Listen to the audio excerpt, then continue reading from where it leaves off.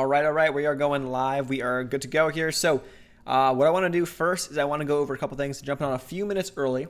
So, what we're going to do is we're going to talk about a bunch of stuff in terms of Robinhood updates, in terms of the limitations that they have on some shares. We'll talk futures, which are interesting. They opened up pretty big down, but then they've been pulling back, or coming back up. We'll talk about all that stuff on top of course, the AMC, the GME, all that stuff, what is going on. But hopefully everyone had a good weekend. It was a relaxing weekend, at least for me. We'll go to SPY really quick. We'll pull up Webull. We'll go to SPY. For now, now all of a sudden I was like, oh man, I guess futures are open, and I take a peek at that. And when I first looked at it, it was maybe like a few minutes after the futures had opened up, and they were down like 1.2%. I'm like, oh man, here we go. Here we go for another week. We had a pretty decent sell-off last week, hitting all-time highs again, and then, having some pretty big down days. Wednesday, Thursday rebound, and then Friday, plummet, pull the floor out from underneath. So it's going to be interesting for sure. It's going to be very interesting. And just to kind of briefly talk about this before we dive into some stocks and stuff. SPY is cracking that 50 SMA. Does that really matter? Not really. 365 was the area in the past that was resistance. So I'm going to draw a line in the sand here. 365 or so. It's a rough area. So like right around here-ish is what I want to see hold. If SPY goes below 365, well, how much lower can it go? I don't know. We'll have to see. The thing that I'm thinking is that we're not going to see just a straight plummet realistically like we saw back in March. That's not going to happen. Because whatever you want to believe is going on, that's just not going to happen unless there's some more underlying news that comes out, overall that pulls the market down further. So we'll have to see. I think we're just seeing a lot of reallocation of money going from one place to another place and whatnot. And for those, I've gotten some questions and stuff about the quality of the playback. I record all this in 4K, or at least it's what it says it's doing. So if you have any issues, if things are blurry, because I know sometimes, especially because it's kind of skewed, my screen's a little bigger, make sure you're looking at and clicking on the playback and increasing that quality of the playback of the image, just in case either it's on videos or live streams and stuff, hopefully. Because it should there should be that capability. It should have high def, or should have 4K, or at least up there in terms of quality. So that said, we'll see. So 365, will we actually hit that? I don't know. Let's take a peek at the futures. So right now, they're actually rebounding quite a bit. So we're looking at the VIX. So we're looking at volatility and fear. Yeah, that's up a little bit, but not too much off of last week. So nothing really to report there, I guess. Looking at the S&P down about 0.5%. We start to look, and everything's not that bad. Tech's taking a little bit of a bigger beating, down 0.75%, but they're rebounding from where they opened, because if we want to look here, and this is using TD Ameritrade's web app. They actually have the web app. I thought it was cool because we can pull up the actual futures, which you can't pull up on Webull. We can just pull up SPY, so we can see the futures and how they're moving. So it opened up down here, down towards 36.56, and then it's rebounded pretty nice. So I'm not too concerned just yet. We're climbing our way back up. Ideally, what you kind of like to see for the overall market, a better situation is that you see a gap down, like we open up pre-market hours, the market's down, but it starts kind of grinding its way back up. And then come the open, we kind of grind back up. And even if we finish red on the day, at least kind of we had our worst, our worst points in the pre-market. We're all sleeping. We don't have to worry about it, kind of a thing. So we'll see what happens. But this is going to be interesting because I don't think it matters for AMC, for GameStop, for a lot of those stocks. I keep saying GameStop, and then I keep messing that up. But we'll see, because my theory is that we're seeing a reallocation of money. People are either getting ready to have that margin or go short on a lot of other tickers. The big names that we're talking about, GME, GameStop, right, and AMC. And so they're kind of selling other positions. And it's also other people that are potentially selling out of other positions to go into these positions because they want to have some more money available. They want to get some more powder. So we'll see. Obviously, if people had that $1,400 extra stimulus boost for some more dry powder, that could be kind of crazy. Oh, one sec. I got to pull that up. I'll talk to that later. But we'll see what happens. So that's the key. We'll have to see. It's going to be very interesting to see how futures and how the market ends up this coming week. But we'll see. Now, my biggest we are seeing silver and gold this week, so we'll talk about some of those tickers. And Bitcoin was one thing that I thought would make a move. we have some news on Bitcoin. We have some news here on Bitcoin. What was the news? It was actually that India came out and said that they're going to ban Bitcoin. They're going to go out and create their own, currency, their own cryptocurrency. So there you go. You can't tell everything. We pushed up here on on Friday, and then have pulled back since. So Bitcoin is, I want to see hold around 30,000. We'll see. We will see what happens. If Bitcoin can't hold 30K, we'll have to reassess at that point. I do like some Bitcoin names, some MARA, RIOT, things like that. So with that said, we'll have to see. We will have to see. But with now that out of the way, the one thing I do want to talk about is some silver and gold action, because those are some tickers that are probably going to get a lot of attention this week, and we'll see what happens. But I have a list. We have a list. We've come prepared. We got a bunch on the list, and I mentioned them in the stream last week. So before we start going through some questions, I'm going to just dive through some of these things so that those who are watching this after the fact can watch the first 10, 15 minutes, and they get up to speed with at least what I wanted to say at least. So here are the 4 tickers that are on my highest, priority watch list. LODE just broke above this 136 right here. LODE, Comstock Mining. I like this as a gold play. AUMN, Golden Minerals, broke out of this downtrend and pushed up pretty nice. Excuse me. On Friday, pushed up very nice. Broke out Thursday, Friday, nice push. So I'm looking for AUMN to probably make a shot towards $1 plus. So that's my anticipation. That's my prediction, I guess, if you want to call it that, for AUMN. Now going down, we have GAU, ticker symbol GAU. I like this one a lot because look where it's sitting. We have pretty nicely, defined consolidation support right down here. So here you go. Here's your buy range. In this range from under 125, as close as you can get to 1. That's your buy range for GAU, a slower mover, definitely a slower moving stock, but has that range for 150 to even $2, especially if gold heats up. This is why I like this one. It is a gold mining company. And then Goro, similar setup. It's coming right down. It's in this kind of range where we saw it pushing down, consolidating in the past 2 days of the market. We've been seeing some fear in the overall market, and what have we been seeing? We've been seeing some of these gold tickers and mining companies. They're kind of creeping on up. So these are some of the things I'm definitely watching heavily tomorrow, and I'm looking to probably take some positions in these guys this week. So we'll see what happens, obviously. The key is that you get ahead of it. Now, I was thinking this on Friday, so I mentioned it. I personally didn't get any positions. But the key here, the name of the game, is that doesn't matter, especially with a lot of penny stocks and a lot of just stocks that will play. If you're going against, and you're kind of going against the grain of the overall market and you're not buying an index fund or like an ETF like SPY that models the S&P, you want to be getting in before and then selling into that buying pressure, selling into the hype, selling into all that stuff. You can do that, you're going to be in a good spot. And that's what generally has been one of the biggest keys, money flow, identifying where the money is flowing beforehand or early and capitalizing on that as early as possible. And understanding, hey, if you're late, no worries. We don't have to do it. But there's always going to be something else. That's one of the biggest things. So a lot of things we're going to be talking about is going to be position sizing as well, because position sizing is going to be absolutely key this coming week. So that said, let's talk about some of the bigger updates, I guess, in terms of Robinhood. What are they doing? So these are some tickers to be watching this week. Here are their limitations on some of their trading. So we have kind of what tells you how many shares and option contracts you can actually buy, at least on Monday. This could change. So AMC, you can only buy 10 shares. Unfortunate. GameStop, only 1 share. Unfortunate. I know. BlackBerry, you can buy 700. GNUS, NOK, you can buy plenty. NOK is going to be a slow mover. I'm not super worried about NOK, to be honest. Those people who are going crazy about NOK, let's be honest about NOK. Like, we'll talk about some of these tickers now. I mean, look at it. The thing was trading here at like 425. It's at 450, 460 right now.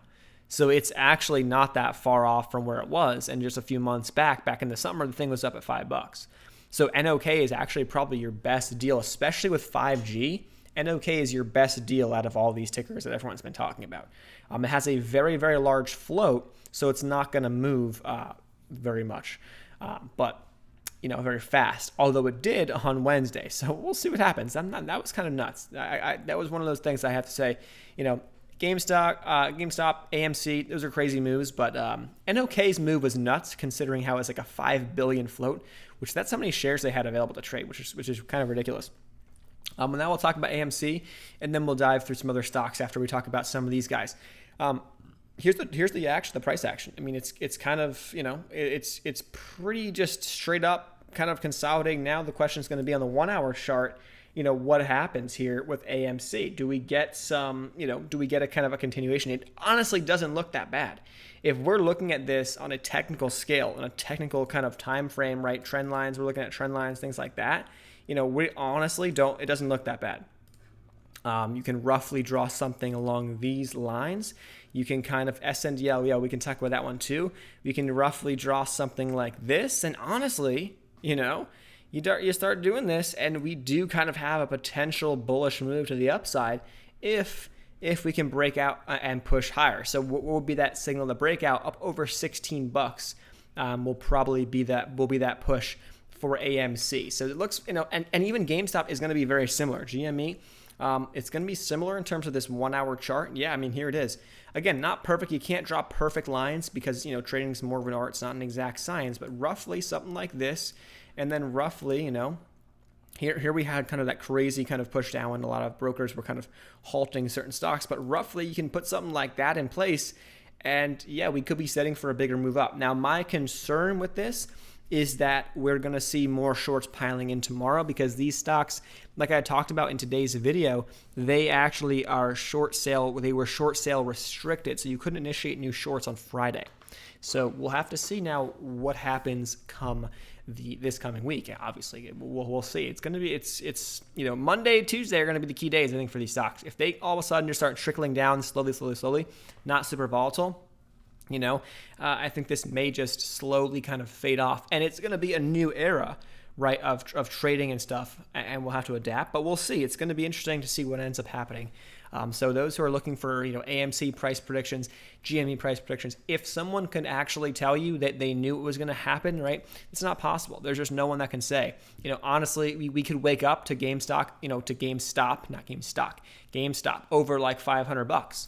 Just like that. But I don't know. We'll have to see. Do we have enough people? We got to get a lot of new buyers in for that to happen. And so I don't know. I think a lot of people just took their money and ran or kind of freaked out because they made a lot of money or they saw their money going down and they got to get out when they want to move on. So we'll see. We will see what happens.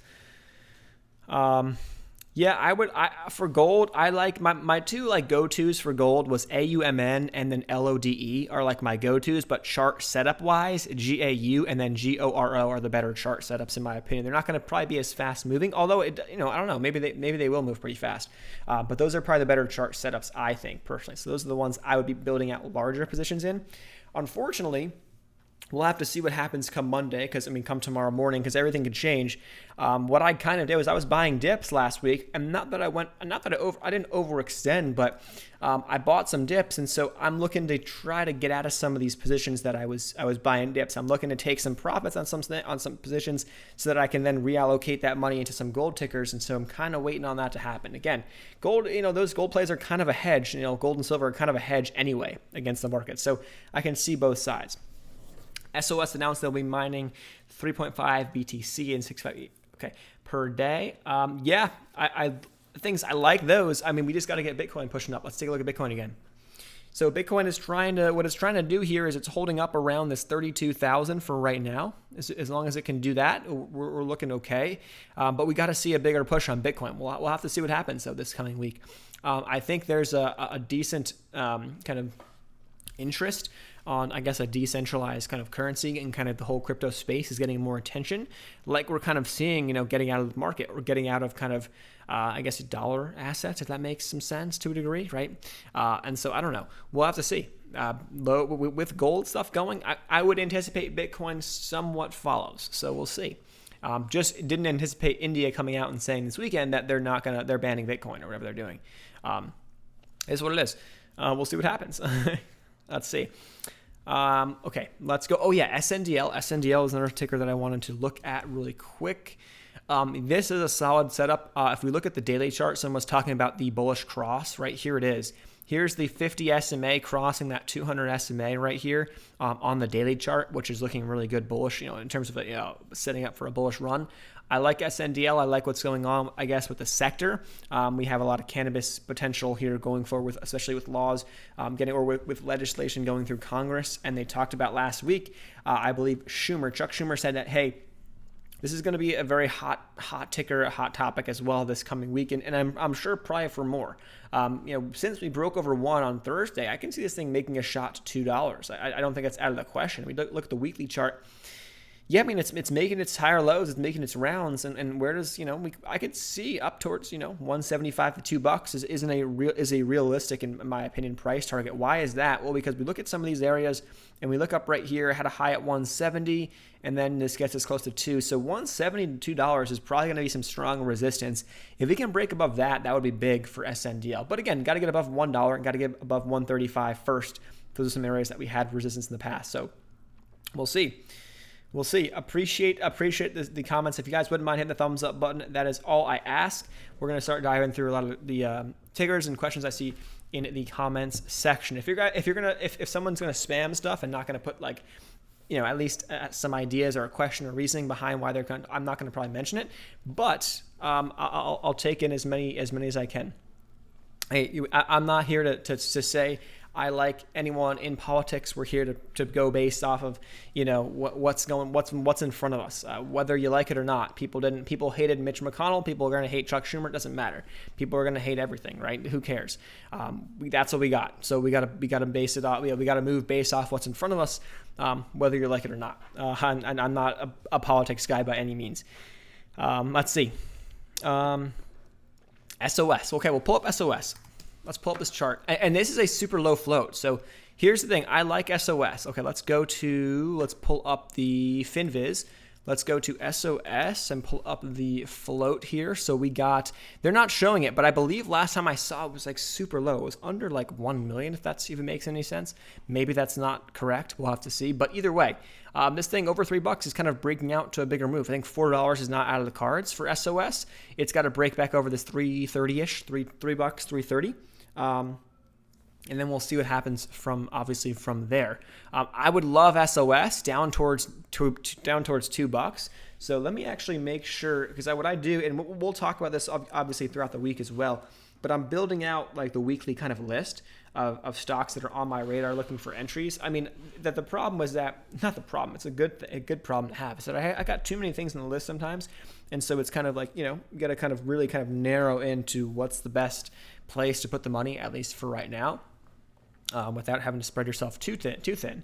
Because to a degree, spreading yourself too thin is you end up, it could be good if the market's all green and everything and you're fine. But if the market's not going to be green, if the market's going to be choppy, you want to be very, very kind of precise to a degree in where you're putting your money, where more of your money is sitting at the current time to maximize on what's happening. So if it's gold and silver, well, then that's where you want to be kind of heavier allocated so that you can buy dips on your other swings or other positions or even long-term plays, buy dips on those, but kind of shorter term, make sure you have a decent chunk of change in those gold and silver plays that are looking like that's where the hot stuff is at right now.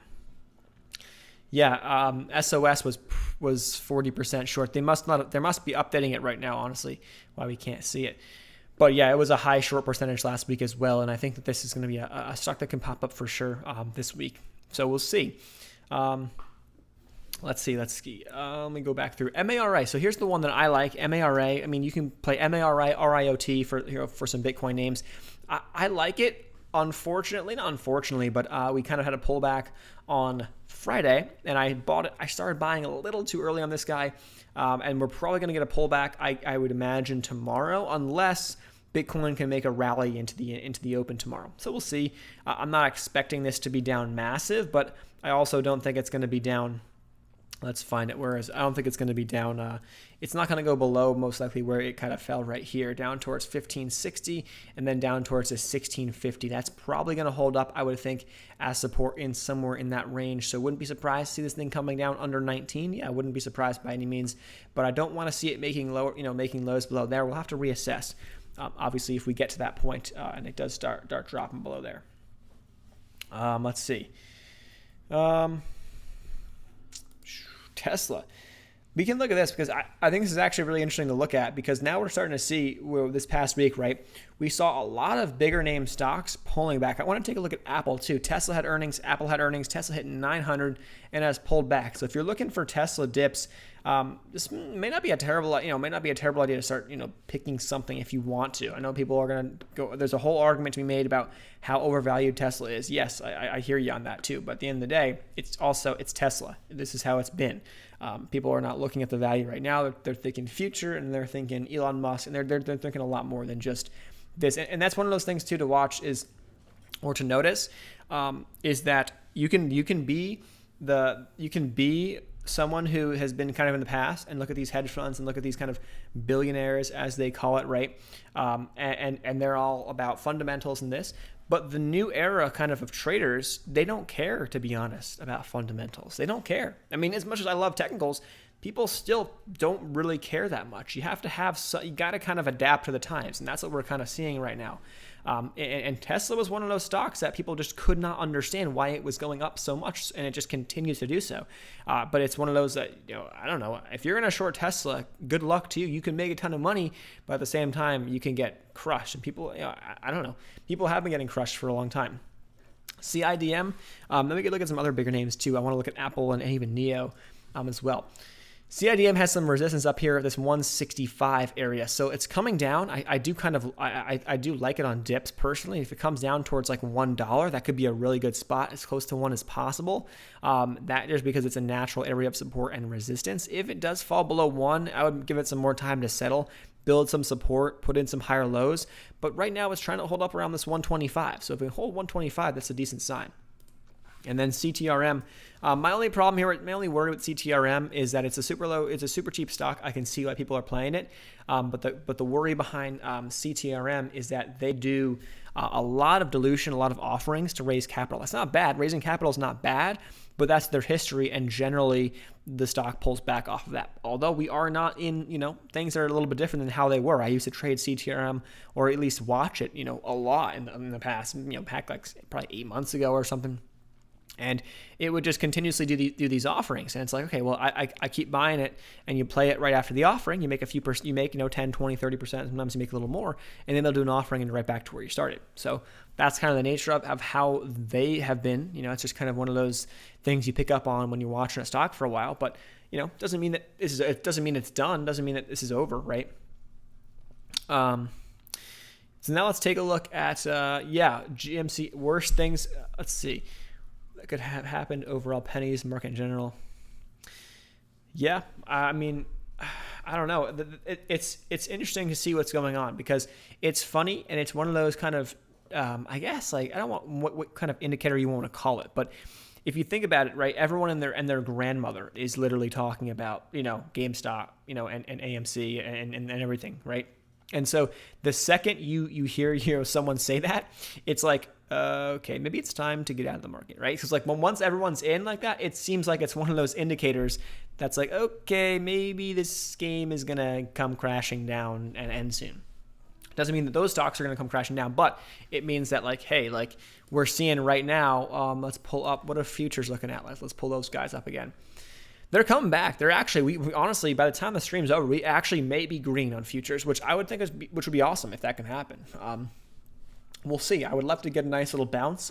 I would love to see some kind of stabilization across a lot of names, but we'll see what happens. So let's go back. Let's talk about some other big name stocks. And the reason why, just to kind of get a good sense to what's going on in the overall market, Apple, because Apple was the heaviest weight in the S&P. Apple's come down pretty hard the past 3 days. So Apple, you're getting a decent dip off of where it was. So I kind of like, that for a longer term position, buying these red days and grabbing some more Apple if you do like it. And then on top of that, NIO. And then we can talk about IDEX. IDEX is an interesting one. We can look at that. But NIO is actually in a very nice, interesting spot, because what I want to do is draw on a nice little rectangle. I'll show you what I'm talking about. Here's your little range. I like NIO right here. I mean, look at this. You have these solid areas that's been holding up in the mid 50s support, so down towards like 55. it could come down below 55 for sure. If it comes down below 55, then maybe down towards 51, this 50-period SMA, simple moving average, is a better spot. But I'm bullish on NEO. I have it in a long-term account, and I just bought a bunch, and I'm not worried about it. I'm just going to ride this thing out. I think it's going to be over $100 this year. It may end up being a stock that I don't intend to sell anytime soon. So that's at least my take on that guy. IDEX, we'll take a look at IDenomics. This has been a solid play, honestly, just kind of grinding up higher lows as much as it seems like there's a cult behind IDEX in a sense. You kind of look on social media and there's a lot of people that are like major bulls, and there's like a whole group that's like major bears, and it's like you kind of have like both sides of the coin here. But it's been grinding up. I think IDEX is going to go 5+ at some point. Give it some time. It doesn't say buy the stock now. Be patient, because you could get a bigger dip. But at the end of the day, this trend also could crack. So be careful, right? We could see this trend kind of crack, and eventually it's a rough trend, right? But this trend could crack, and if the trend cracks, then it's not the best. I don't like when you have something going and then something changes, right? Then it's like, okay, well, we got to reassess what's the new trend. Can we identify something before we want to play this again? So that's roughly what I'm looking at for IDEX. So, let's see. I'm going back through some comments. NOK honestly is one of those. Is that I don't think you should be looking to sell this thing. And I'm not saying buy NOK, but I'm saying, hey, like, this has Nokia has 5G. They have some stuff going with them. I made a video talking about 5G. I think you can't deny 5G or something like that. You can't deny this sector. And so I talked about a couple stocks, and Nokia was actually one of the stocks in that video, because I was like, this is looking decent. Like, honestly, and this is back when it was in here, and I didn't, know what was going to happen, obviously, but it's a slower mover in general. Now it's gotten a lot of volume, so it could move a little bit faster, yes. But I think it's in a good spot. If you're going to sell NOK here, and then the thing might come down 20, 30 cents, 50 cents max, and then maybe it rebounds with some 5G news in the next couple of weeks. I mean, that's, to me, it's like, why bother selling at that point, right? So unless you're in the thing up here and you just want to clean the slate, then that's one thing. So I can see you there. But, that's at least my take potentially for right now on that guy. Let's see. If you guys wouldn't mind making sure the thumbs up button, I really appreciate that. That's awesome. That's all I ask. We got 109 likes. I can't believe we had a longer stream, but we hit a record 1,000 likes on one of the live streams last week, I think on Friday, which was nuts. Okay, as we speak, look at this. Wait a second. As we speak, it's nothing crazy, but Bitcoin is kind of bouncing a little bit in the past. I guess we can look at the 5-minute chart to get a better sense. Yeah, Bitcoin is kind of extending. It's finding some bottoms. So I'm not too worried about this, but we'll see. Also, one of the other stocks too, I'm seeing people talking about this too, is GNUS. It's one of the stocks that's on the list, on the Robinhood list. Let's pull this bad boy up on the chart, and then let's pull up the Robinhood list. Here it is. So you can only buy 600 shares of GNUS, and you can only buy 600 option contracts of GNUS, come Monday at least. And this is going to change. And so, guys, I'm not here to be like pound like Webull down your throat. It's a platform that I use. I have a link below if anyone wants to ever use it. You get 4 free stocks. I get 1 free stock when you sign up. But that's the thing. I recommend it. They have no restrictions on any stocks, at least as we know of right now. They had on Wednesday, and they got that cleared up, and they moved on. So, we'll see what happens. But you can trade these things without any issues. So go if you don't want Robinhood, go to TD Ameritrade, go to Webull, go to E-Trade, go find something else. There's so many other brokers out there that don't have restrictions, especially now. I know people are in that tough spot with what's going on because you have a lot of money in Robinhood, right? And now you're like, okay, well, I got to transition my money out. I don't want to, sell. I don't want to sell my AMC and have to wait for the money to settle and then have to, deposit. So I hear you. I hear you. But we'll see. We'll see. VXRT. Let's see. Okay, let's pull up the chart of this guy. VaxArt. Pushed up pretty nice. Oral COVID vaccine news coming this week. Conference phase 1 results. Okay, I like that. Oh, this was a beautiful buy back here, but now I think it's starting to get found. So it's making us stride up. This thing gets over 15, gets over 17, it makes new highs. That can be a pretty big move, and it has that potential, right? It has that move in the past. Let's take a look at VaxArt, and we'll talk about this. One other thing to note, because I've gotten questions in the past too, For those who are new, I primarily, I'll talk about any stock here. Realistically, I'll trade anything if I want to, but I trade a lot of penny stocks as kind of my bread and butter of the swing trades. And I know people don't like swing trade penny stocks. Crazy. I have a strategy that works for me, and I share, I have tons of videos to go back and you can watch. But VXRT, pretty big short float, so I hear you there. Under 100 million float, so I like that. I kind of like that. But what I was saying about this is that we have now seen the light at the end of the tunnel, and we've kind of seen the light being shed, and what we're seeing now is like, so you're talking about how these hedge funds, they manipulate stocks, how they short stocks, how they put up false press, how they do certain things. And I got questions in the past saying, hey, this company's got a lawsuit, this company's got this company's got that. And then you look a little bit deeper, and then like nothing ever comes of it. Like I've traded so many penny stocks, so many swing traded. I've literally held penny stocks for like a week plus with a swing trade that have had large, or have had supposed lawsuits against them. What is happening here? We're seeing, right, the shorts attacking the thing. We're seeing potentially, right, false information trying to be spread, and the games that are being played by the big money that are trying to short these companies into the ground and make them go to zero. Like that's what you're seeing. Realistically. So I have not that I'm saying I have no fear in that. You have to, of course, take everything into account. But now you can start to see, and the light is starting to get shined under the bed here of what's actually going on. So just a couple little things. Almost 30K subs. Yeah, I appreciate you guys. It's awesome. Held a couple. They ran 2 hours. Yeah, the oil plays also last week went crazy. They went really nuts too. How do you feel about CNSP? CNSP, I believe, is from what I have it written down here. I wanted to buy this bad boy, and then I was like, man, it's a little too late. It was kind of pushing up over 2 when I looked at it, and now it's right back to the buy range. Down under here, under this 175 is a really good buy range. Obviously, I don't want to see it going below some of these lows, so I don't want to really see it going below like 160-ish. Yeah, could it come down to 125? Yes. Don't really want to see it go below, much lower than where it's at. But we'll see. CNSP looks really good. It's in a really good spot if you're looking to pick out bottoms. And why people, why does this chart catch my eye? Because here, and people love to trade, confirmation, this, that. I understand. I have kind of a strategy in mind. Of course, we look for stocks in a sector that's hot, right? We want to look for stuff like that. On top of that, we're trying to buy stocks at support. And so, yeah, you could have bought CNSP right here at like 185 after it bounced off of like 170, but immediately your risk is a couple cents higher than where you could have gotten if you timed the bottom, or if you were looking to grab this thing down a little bit lower.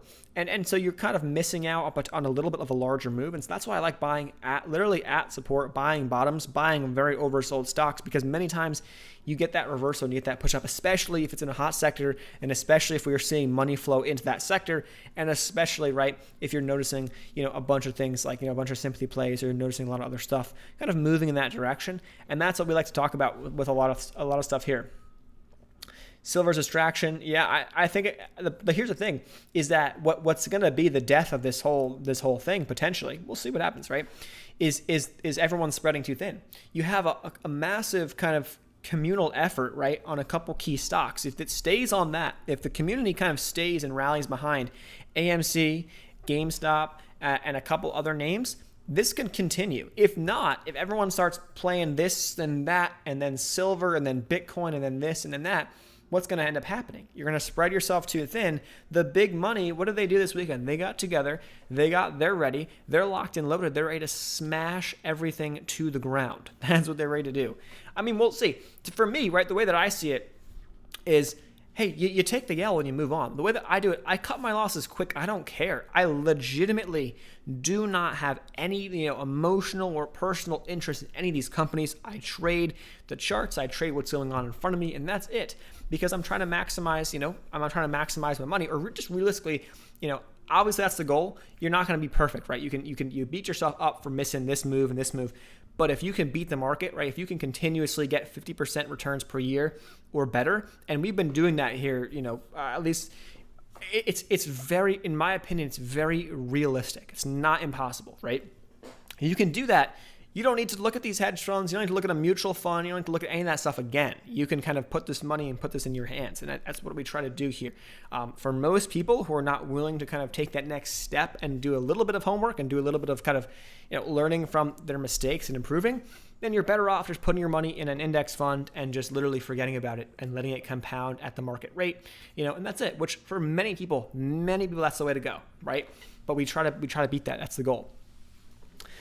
I'm new that when the stocks open tomorrow, do they instantly go up, or can I buy AMC at 13? So there's pre-market trading. So at Webull, for example, is the broker that we're using right now. Pre-market trading opens at 4 a.m. Eastern. So what's going to happen is immediately once the market opens at 4 a.m., you're going to see a move, right? Either the stock's going to get bid up or it's going to come crashing down, right? And so we'll see. And then, of course, obviously, if you're on different brokers, each broker has their own time of when their pre-market trading opens. So you could buy stocks then. If you're looking to play options, you have to wait till the actual market hours open. So 9:30 a.m. Eastern through 4 p.m. Eastern is when you can trade options. But we'll see what happens. So the price will fluctuate in the pre-market hours starting at 4 a.m. Eastern. And then we'll have to see where it goes from there. There's going to be some serious volatility. So maybe you can get it at 13, maybe you can get it at 10, maybe you can get it at 8. I don't know. We'll see. Maybe it's $20 at this point. I don't know. I really don't know what to expect. But tomorrow morning is going to be a very interesting morning. It's going to tell us a lot, I think, because we're going to really start to see, where the money is at, right, and where everyone's headed. Good luck squeezing silver. Has 1.4 trillion market cap. Hey, if you want to buy silver and hold silver as an investment or as a kind of a hedge, right, then that's one thing. Just do that on the side. And people are going to be feeling nice they had their silver, but I don't think that that's a very smart play. Maybe if there's enough effort, maybe it could be, but I don't know. I would look for the other stocks that are in that sector, right? In those gold mining, silver mining, minerals, stuff like that. Look for those types of stocks, which, that's what at least I'm personally going to be looking for. And for those who are jumping in now, what are some of those stocks that I'm at least looking for this coming week? Gold, silver mining plays. GORO, pretty, relatively low at support here, so you're not at a huge risk for this one. Of course, any stock, any play, you always risk the company, the downside, the news, if they have any bad news, yes, anything. But we're sitting at support, relatively low spot. GAU, we're in a nice little range right here. This little box, I like this box. Down towards the bottom of the box is better, but under 125, you're looking probably okay for GAU. And then LODE, Load, Comstock Mining is the company here. This is one that I played a lot in the past. Unfortunately, I sold all my shares, and I didn't get back in time. So maybe if we get a dip, I'll look to play Load. But Load's one I'm watching, and then AUMN is another one that I'm watching for a breakout over 1. So I like those 2, or those 4, really. And then I'll see. We'll wake up tomorrow. We'll see what happens, and then if Load and AUMN are running up and they're going up 20, 30%, well, then I'll look to GAU and GORO, and people are going to start saying, okay, here are the leaders of the pack. Let's find their brothers and sisters. Let's find their siblings. Let's find their friends that are coming and lagging behind them, right? And you want to find those guys. And then you can still capitalize on solid gains on those. So that's at least my plan. SPCE, I hold that one long. I like that one long. Those in AMC, how long do you guys plan holding it? That's up to you guys. We'll pull up AMC really quick here. I don't want people to be stupid. I understand that there's a bigger component to this. We can look at the 1-hour chart to get a better sense of what's going on right now. There's a bigger component. I totally see, it's going to be insanely volatile. That's right. But I totally see both sides. I can see why, this thing could run plenty more. And I can also see why this is going to come crashing down. So we'll obviously see what happens come tomorrow, if the shorts are going to come out and hammer this thing, immediately, or if the bulls can kind of, get a little bit more, get some more action here. AMC probably, though, makes the most sense because GameStop is just so high, the price is just up there. So it makes it a lot more difficult for people who are looking to buy. And you see a stock, I understand, you talk about float, market cap, whatever, but just to the average everyday investor or trader, you look at GameStop and you're like, okay, this thing is like $300+. Okay, I can't even buy one share. You're someone who's just starting out. Or you look at AMC, okay, I can buy 3, 4, 5, 10 shares AMC. Okay, cool. I'll buy 10 shares AMC. I feel like I got more skin in the game. Just kind of mentally, kind of my thoughts, potentially. 10K worth of EXPR at 1340. I think I should cut my losses or bag hold. Here we go. Let's pull up EXPR Express. This is a low float though too, right? Oof, that hurts. I see the pain. Okay, let's pull this up. Let's see what we can do.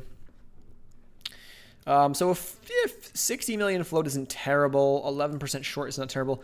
This is probably one of those stocks though that I feel like is kind of a little thin here, because here we kind of are separating ourselves from the main events in a sense.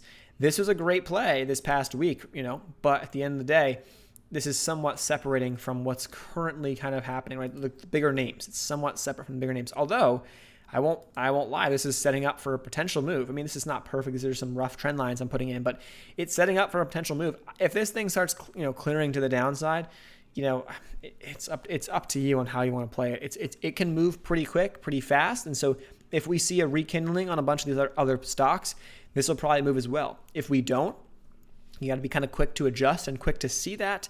Then maybe this is something you want to just cut and take your loss and move on. I hear you, but here's the thing that I want people to learn from this, because this is going to be a lot of people that are going to be in this situation, is that at least what we do here is we try, and I had a lottery ticket in AMC, not last week, 2 weeks ago, that ultimately I didn't hold long enough because I was in it beforehand and I didn't even realize what was going to happen and what was going on. But how I like to trade is I like to buy bottoms, buy in low risk, high reward plays, and we sell into the spikes. And so ultimately, right, this is a different situation, I understand.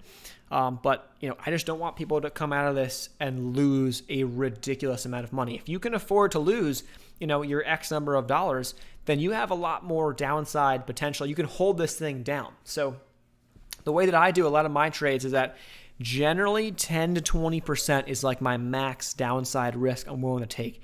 I'm not willing to lose more than that. And so I'm not going to enter a position, obviously, if I notice, hey, this thing has got a lot more downside risk here. I'm probably not going to enter that if I don't see, much more upside potential. That's kind of my thoughts.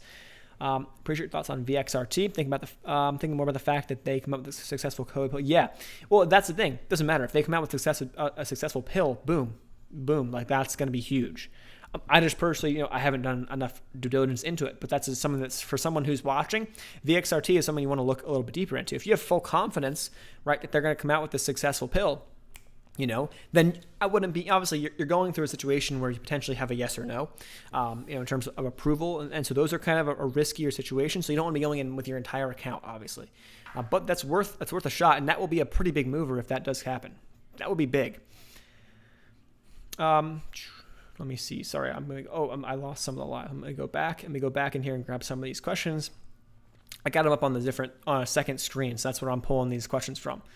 Okay, sorry. Let me go back up and find some of these. I want to give myself 5K to practice day trading. You can actually do use either a cash account, which means you have to wait for your money your cash to settle, which takes like 2 to 3 days after a trade for it to settle before you can use that cash again. So you can do a cash account with either Webull, you can use TD Ameritrade, whatever kind of broker you want to use.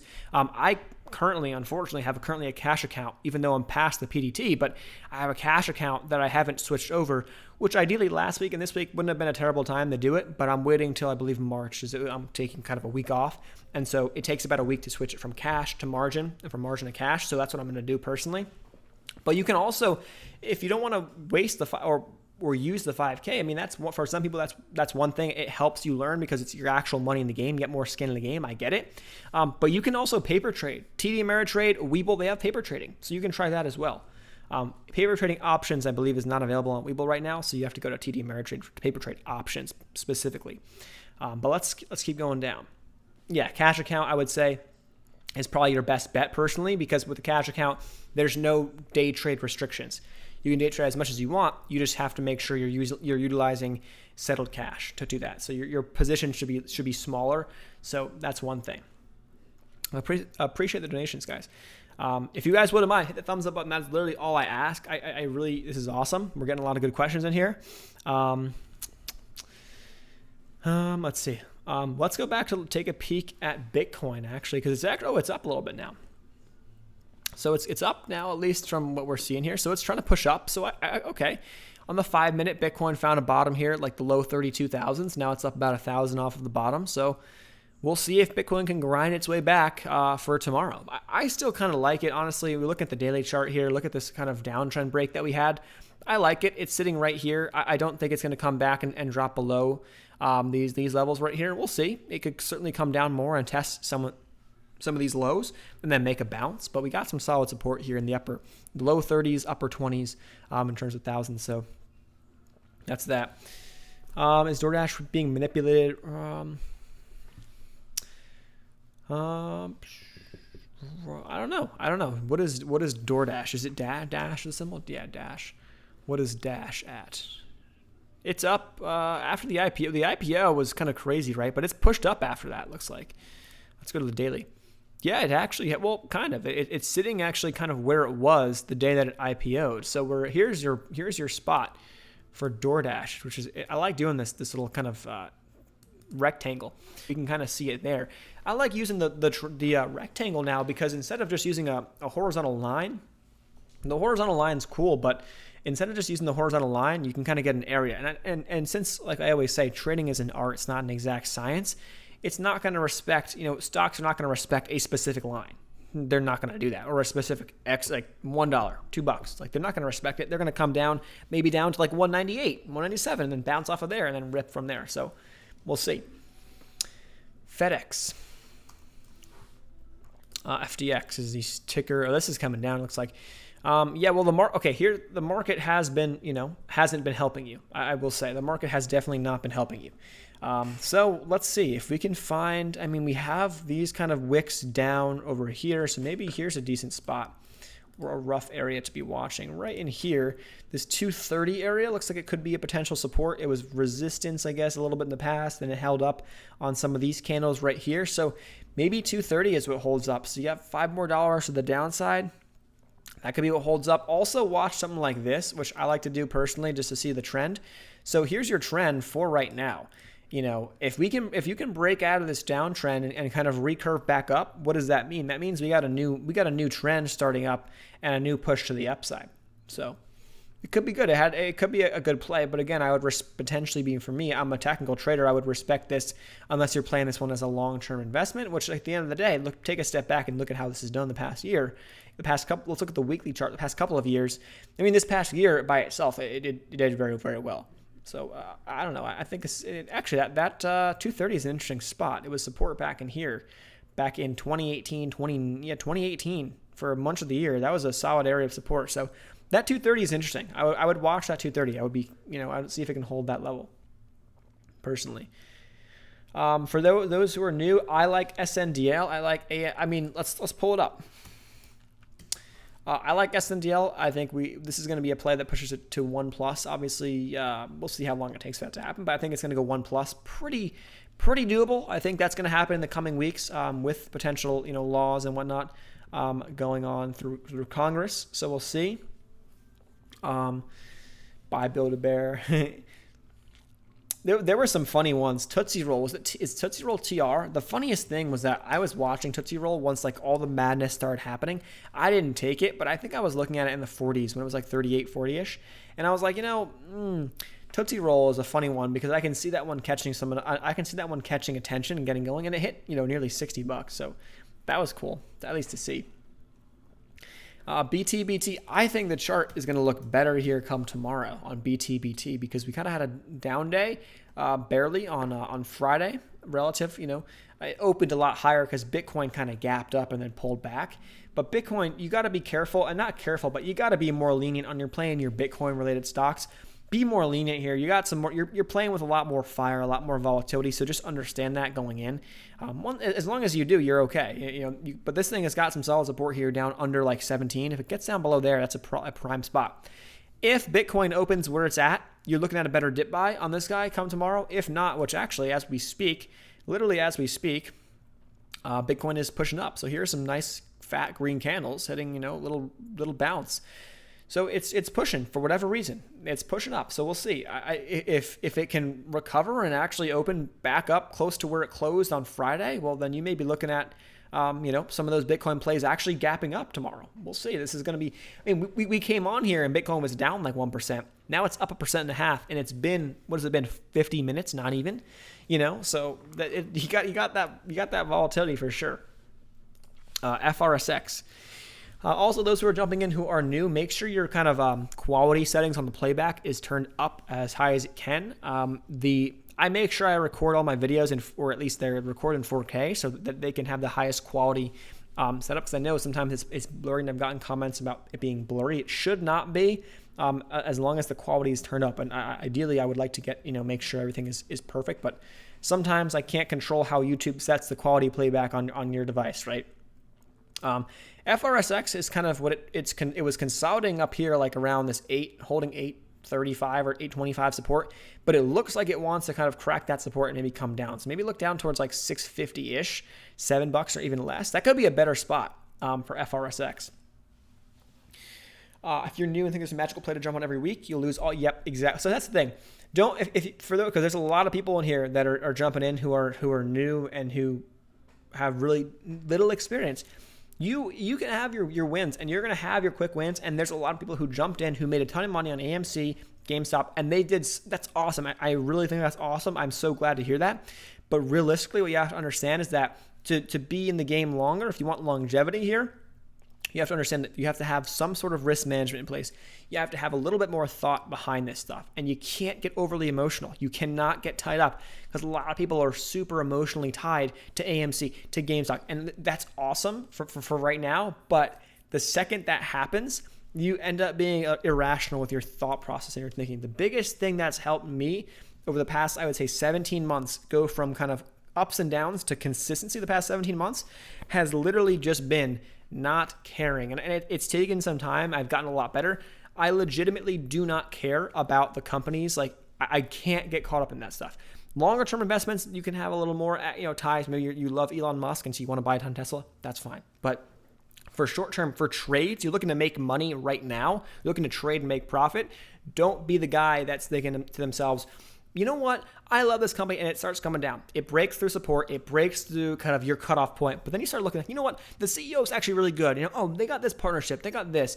And you start doing all that stuff, and then you break in your rules, and then, next thing you know, you're losing a ton of money on that trade. You keep buying into a losing stock, and next thing you know, you're wiped out. Don't do that. Don't be that person. So there's a lot of people who are coming in who are new. You can totally beat the market. That's what we try to do. We can totally do that. But you got to have a little bit of thought behind it. And we can do it. It's not that difficult. We can totally do it. Found an icon on a FinViz screen before it went up. Didn't want to purchase it. What parameters? Let's pull it up. Okay, here we go. So this is an interesting one, because what we can see is roughly we have kind of an uptrend, rough little trend line right there.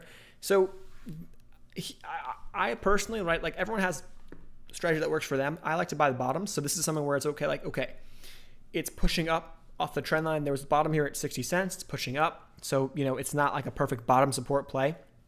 But in this situation, which I think is actually useful, if you like the play, let's say you're looking at I'm looking for a $2 break. This thing breaks over $2, it's going to break out. You're looking to pass, here you go. You got this line right here, resistance up around 192. So you're looking at, over that level, over $2, this thing, it breaks out over 2, it's going to go. So if you can't, what I like to do is I have a set starter. So I like to go in roughly in fourths. So I'll buy a fourth of a total position. And a total position for me is 10% of my overall count. Everyone's different. You can have different risk tolerance, and that's fine. But 10% of my overall count is a full position. So on something like that, I'll buy a fourth, and I'll say, okay, if this thing comes down, I'll be looking to add. That's what I'll do. Then the thing blows up. Okay, cool. I'll just take my profits on my fourth. And that happens a lot of times too, where I don't get as much as I want. I don't build out that position big enough, but at the same time, hey, I still made money. I was able to capitalize on that chunk of shares, and I move on to the next one. That's kind of how I do it. If I really like something at the current time, I'm like, you know what? I don't want to miss out if this thing blows up today or tomorrow, and I have reason to believe that could happen. I'll take a fourth, I'll take a fifth, or I'll take a chunk, I'll take a tenth. Everyone's got everyone's got a different starter, but you'll take. That's what I personally do, at least on that. Let's see. Emotions and stocks do not mix. They don't. They really don't. and it's funny how you kind of can see that, and it's something that I subconsciously like didn't even realize was happening behind the scenes. But like I started to think back and take a step back recently and say, hey, like why have I, why? Okay, this past week it was the first red week I had in like 2 months or whatever it was, So why was I consistent prior to that? Why was I so consistent in doing so? I realized the past 2 months, I'm just trading what's in front of me. I'm not hoping and praying and this, that, and the other thing. I'm just trading what's in front of me. I'm going according to my plan, and that's that. And so it's been huge. DPW is at the trend line. DPW is looking really good, and it's also got support right here at this 440, this 50-period SMA. I like DPW, especially if you get a red market day. DPW should be a decent buy. I mean, maybe I would cut this thing below the 50 SMA, so if it comes down below like 440 or so and it starts holding below that level, that's where you cut it, but you're in a pretty good risk reward. I like DPW. They have that EV charging component as well, so there's a good tie to a solid sector that's going on that we have right now. And on top of that, a red market, right? These are opportunities for dips on plays in those sectors, right? In those cannabis sectors, in the EV sectors, in the clean energy, the green energy, all those sectors, dip buy days are your best friend because these plays have a little more longevity to them. Appreciate the donation. Thoughts on NAKD, pen, and maybe even silver? I think if you're going to play silver, I don't know. Maybe there's more power behind squeezing silver, if you want to say that. But I think silver is a good hedge against kind of the dollar and against the market. And I've been watching some interviews lately. I've been talking about people talking about inflation and the worries. And I've been seeing a lot of that stuff lately. But personally, let's see if we can pull up SLV, right? iShares Silver Trust. This is going to break out. I mean, this is going to pop. This is going to pop over this 20-something, 25, and it's probably going to pop over 27 and make a shot towards 30. So it's looking like it wants to break out technically based on the downtrend that we're seeing. So I like that in terms of a bullish move. But it's something that I would be probably buying and just holding in the background behind the scenes, especially right now, especially with what everyone's been saying about potential inflation and stuff and getting out of the dollar. And I can see that. And that's why also I'm really interested to see, and I'm not a Bitcoin expert, like I said, but I'm really interested to see how Bitcoin does if we go through kind of some more uncertain, economic times, obviously in the US. That's going to be an interesting thing to see. NAKD, let's pull this bad boy up. NAKD has been up a lot. So this one, okay, this is one of those meme stocks, right? Naked, okay, I get it. Haha, it's funny. But again, it's still putting in higher lows. Let's go to the 1 hour chart and let's see these higher lows at play. It's honestly still looking decent. What you need to see now is roughly, I mean, these aren't perfect trend lines, but just, rough trend lines, upside, downside. What you want to see is that roughly, we got to get a break in one way. Either this thing starts breaking down, it drops below like 125, maybe 125 is your stop loss point and you're out, or this thing starts pushing up and goes over like $2 again, gets over 225 and starts making a push. It certainly can. NAKD is one of those stocks I played so many times in the past.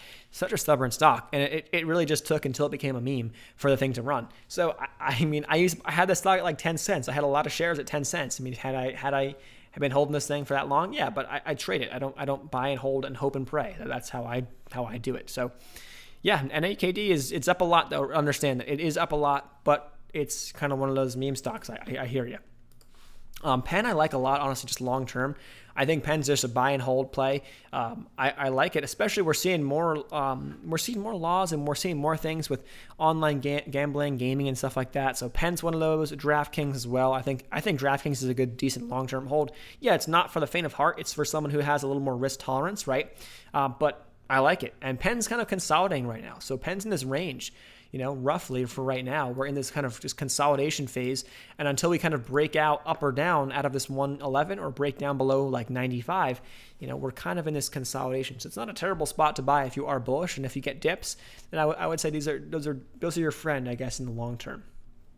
All right, let's go scrolling on down. I'm sorry if I'm missing stuff. Let's see. Let's go back down. For those who are asking questions, I am using Webull.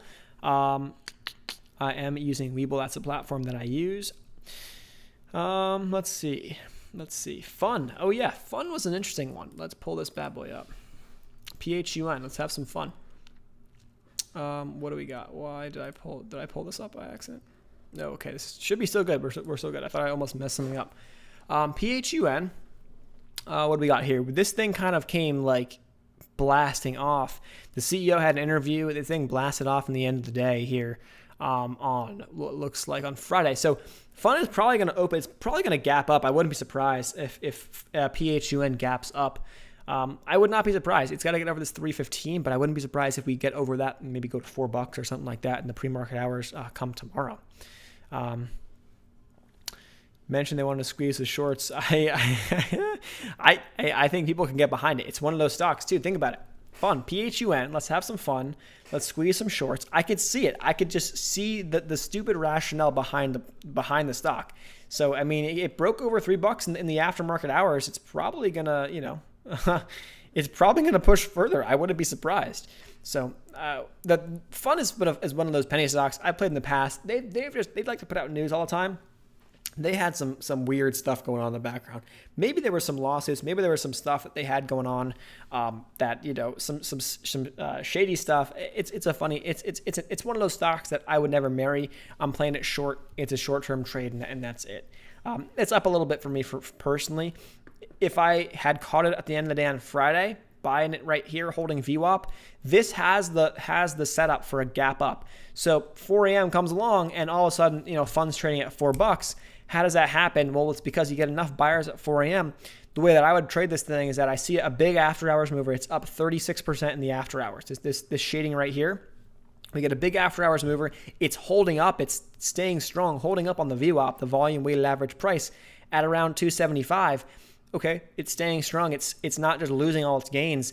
This is one of those trades that you can grab some shares and then just set some limit sells, maybe like 325, 350 in $4, and you can wake up to that money in the morning. Not something that I'm going in huge. Again, it's a swing trade, it's an overnight trade, but it's not a terrible idea. And I have a video I think talking about the overnight gap up kind of trade or strategy. It has been working a lot lately for a lot of stocks. Let's keep on scrolling on through. SPCE. Virgin Galactic. This thing got hit, I think, with some squeezers on last week, but then it pulled back. I'm in this guy long. I sold a little bit of it last week, but I'm still holding the rest of my shares long. I mean, because the way that I do it in my long-term portfolio is I'm buying stuff as low as I can, obviously. But once I'm up quite a bit, like my position was up over 100%. So I'm okay. Now this is getting to the point where this position outweighs kind of my general structure for like how I divide up my long-term portfolio. And I have a video explaining how I did that too. It's like 5 stocks to buy and never sell, revealing my long-term portfolio, my long-term holdings. That video kind of details all of that stuff and how I do it. So once a stock blows up to the point of that level, now I say once, it's not like every stock, obviously you have some losers, you have some winners, you have some slower movers that just don't move that much. But it outpaced the portfolio growth to a significant degree. So I trim some off and I keep the rest, and I'm still fairly bullish. I think SPC, I can see it hitting $100. I mean, why not? Okay.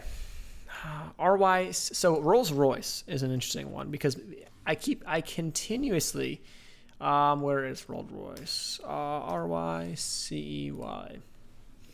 I keep getting comments and people talking about it. It's making new lows. Understand, it's making new lows. I can see it, but technically speaking, it's making new lows and continues to downtrend. So until it kind of holds support, like it was holding up around this 145, 150 area for a while, the past couple of months, and then it has fallen through. So for me, it's not a play that I personally like. But again, who knows? It can get squeezed if it gets enough attention on it.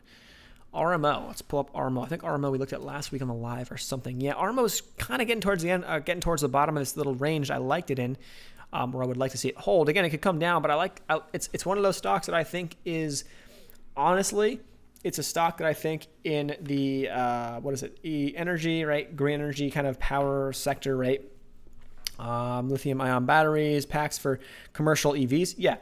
This is not going away. This is going to go, like, EV sectors is hot as heck. The overall market, let's pull up the futures really quick. What are they doing? They're grinding back up. We honestly may end up going green tomorrow. So when I saw this, when the futures came out at like 5 p.m., right, when I first saw this stuff, I was looking at it and I'm like, we're down over 1%. I'm like, oh man, like tomorrow's going to be another bloodbath in the market. Here we go again, right? But no, we're actually kind of bottoming out and grinding our way back up. So I like that. We're looking decent overall in terms of futures. So That said, going back to this guy, the red days are your best friend for buying these things. So personally, one of the ones I'm in is let's pull this bad boy up. The one that I am in, which is CPST, Capstone Turbine, right? A green energy play. So I like it. I'm holding this thing down towards like $10. I really don't want to see it go below 10. We'll see what happens, obviously. But it's one of those that I'm accumulating dips and buying dips in anticipation of the market eventually kind of settling down. And I'm not saying the market has to go green for these plays to go back, but if the market just kind of settles and we're not seeing massive pull downs and we're not seeing massive volatility up, down, left, right, and we're just kind of settling back down to kind of a new normal, a lot of these plays that people have been kind of moving out of to go buy, AMC or do whatever, people will circle back and things will kind of come right back along down to some of these plays. So I like it. I think we're honestly sitting just fine where it's at, and we'll see how things go from here. So it's the same thing with RMO. Same, in my opinion, same thing. Buy the dip, buy the red days, and you're looking at a pretty oversold stock at this point.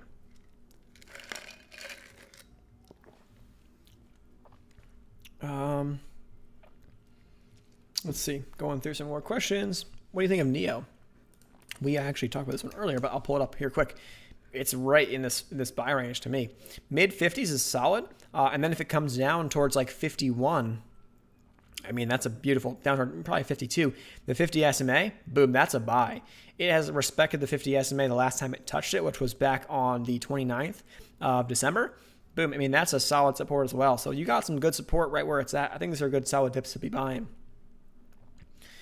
GME and AMC will be to the moon. I think it's going to be interesting to see what happens tomorrow morning. Tomorrow is going to be very interesting to see. Really, it's going to be quite the day. But again, I could see things going two ways. This fades out, or people get spread too thin. They're buying silver, they're buying this, they're buying that, they're buying everything left and right, and they got no cash to go buy AMC or GameStop, or we get some shorts really come hammering this stuff down. Because I'm telling you guys, the hedge funds are not going to just take. It seems as if the way that they like to play is that they're not going to just take the L and move on. The way that I see it is like, hey, like the way that I trade anything is like, okay, like if I realize I'm wrong, if I realize something's happening, I'm wrong. Oh, I'm going to go over Clove in 1 second. I take the L and move on. Right? I cut the loss, paper cut. I take the paper cut and I move on. I don't let this become a gash, massive wound, right? And I saw Melvin Capital, I believe, lost 53% in January. 53%. How does a hedge fund lose 53%? That is absolutely ridiculously horrible risk management. But guess what? Guess who came along? Citadel came along and bailed them out, right? At the end of the day, what's happening here, right? What do you get if you go in all on AMC right now and the thing gets shorted to oblivion, or Robinhood closes down and says, hey, you can't buy, and the thing gets shorted to oblivion, and you're left here holding the bag with like, hey, like I just got crushed, I lost 50%. Who's gonna bail you out? No one's gonna bail you out. No one cares. So we have to play according to how the game is being played. Yeah, is that right? No. Probably not, right? At the end of the day, probably not. But again, you can go talk to your friend. Maybe they can bail you out. I don't know. It's kind of the same idea in a sense. It's sketchy stuff going on, but it's the same kind of, I guess, concept. But you got to have risk management. As long as you have risk management in place, you're okay. If you have risk management in place, you're not going to ever lose 50% of your account on one trade. You should never do that. That should never happen. And that's one of those things. I am fine. And it was funny how 2 weeks ago I was saying, hey, like I've been on a pretty decent streak in terms of, green weeks because I swing trade. So I look at it on a weekly scale. I don't look at it day to day. I was like, hey, I've been on a pretty green streak. I honestly hope I get a red week to show you guys kind of what I was doing. And of course, the gods have answered, and we got a little red week this past week. But again, was it a big red week? No, we had made plenty of money. Like January was my best month ever. I mean, dollar amount, maybe percentage-wise, probably not, but best month ever dollar amount on the account that I show on the channel. I show every single week. We go into every position I'm in, and we talk about everything. But we took a small $260 loss compared to everything else. I mean, that was nothing. I'll take 6 of those red weeks in a row if I can come back with 10, green killer weeks after that beat those losses and then some, by a lot more. So you never should lose 50% of your account in one trade or in 1 month or anything. The world's got to end. If the market crashes, like if the market absolutely plummets, I can see it, but you shouldn't. Clove is honestly looking good. I think it's in a good spot. The 50 SMA is coming up. We're probably going to get a bounce, in my opinion, very, very soon. This is one of those undervalued plays. Roughly has some support right here. Undervalued SPAC, in my opinion. It's one of the Chamath SPACs, the SPAC god, the guru, whatever you want to call him. And so I like where it's sitting right here. And this is one of those where literally all it takes for Clove to make a pop. What has to happen? Clove they get a price target upgrade. Somebody comes in and says, hey, Clove, we got to initiate our coverage here with a $25 price target, because it's a SPAC. It's a new play. It's a new company, right? People don't know about it. Most, the average person probably doesn't know about it unless you're kind of in, social media and you kind of have heard about, Chamath and his SPACs and stuff like that. But if you don't, it takes some people want to be handheld. People want that person, that analyst, whether that's, manipulating or not, to come in, put that $25 price target, or put a bigger price target on a stock, and someone say, hey, the stock's at 13 or 14 and they got a $25 price target, I'm going to buy it. Like that's really a lot of the psychology that it comes down to. 1K viewers, let's get 1K plus likes. If you guys can hit the thumbs up button, that'd be awesome. I really appreciate it. We hit. I don't expect 1K likes because we're probably gonna, we'll see.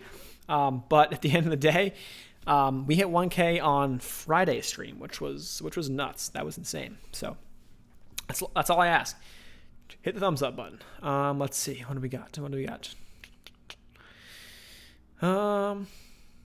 Yeah, when us retail lose money, it sucks. Suck it up. Sucks. They get bailout. Yeah, that's that. But at the end of the day, right? As much as that sucks, right? I hear you, and I'm 100% support, and I absolutely love what's going on.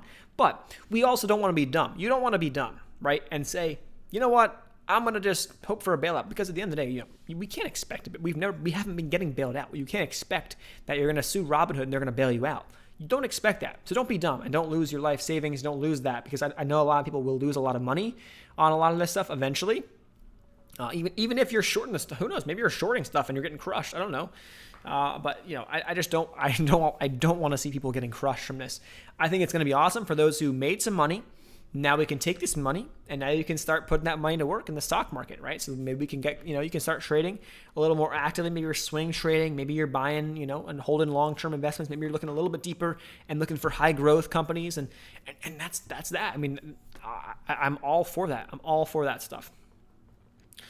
Wall Street Bets said they're buying, holding more of GME and AMC. Yeah, I think if this is going to continue, there needs to be a targeted effort on a couple key stocks. You can't be spread thin. You spread yourself too thin, you're gonna miss out on the potential that you have.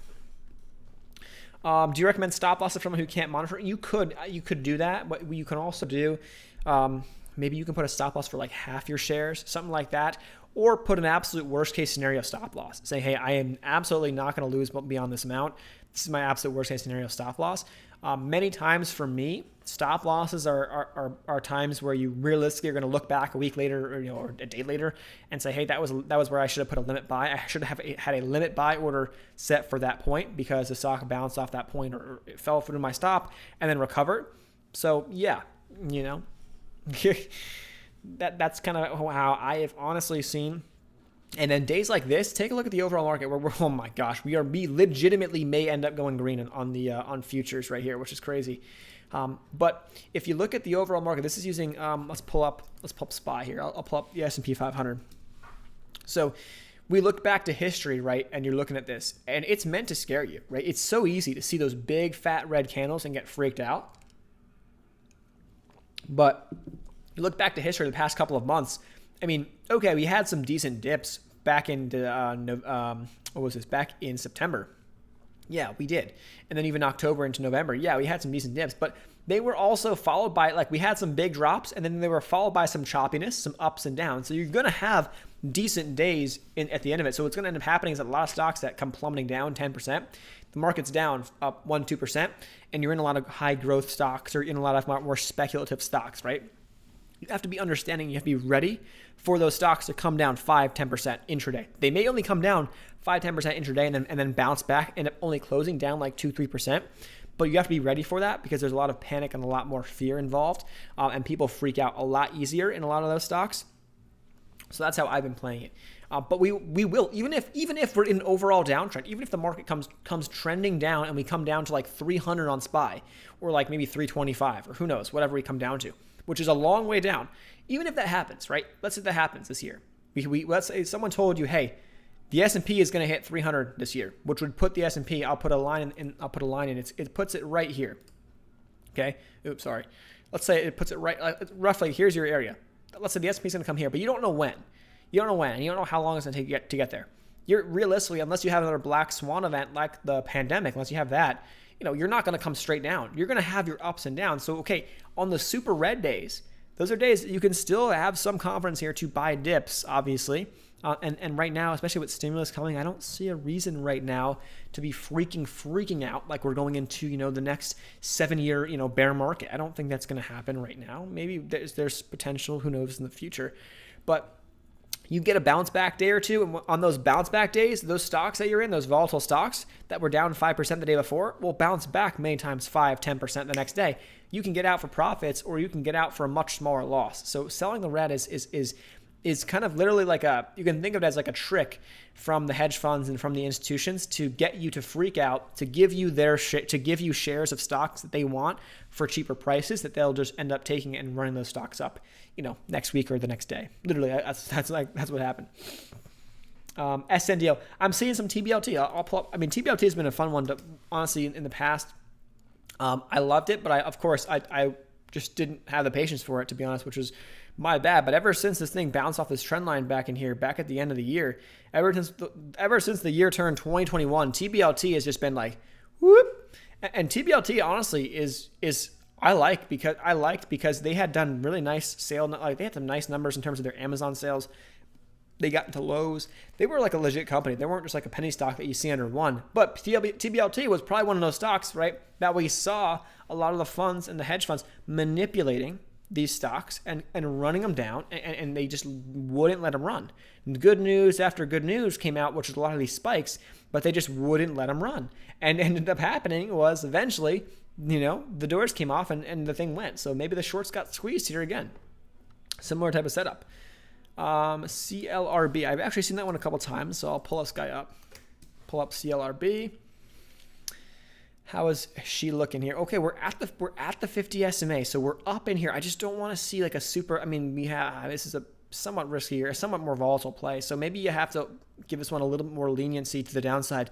But it's holding up. If it can hold up around where it's at, 175-ish, if it can hold up there and get back above 2, I like it. If it gets back above 2, that's a really good sign for CLRB. If not, and it keeps this downtrend and continues the downtrend and starts falling below and dropping, be ready to cut that one. Don't want to see you holding this one all the way down to $1 because it could certainly come back down to like $1.25 or even $1 before it kind of finds some support.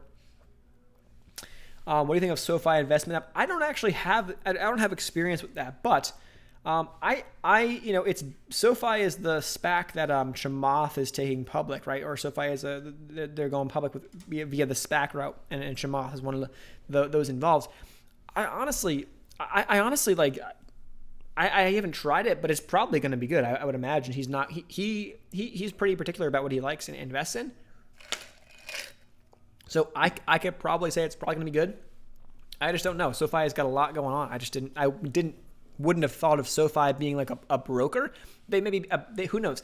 Their platform, who knows? We'll see. But they may be more of a platform that's like a buy and hold. Like an M1 Finance is not like an active trading app.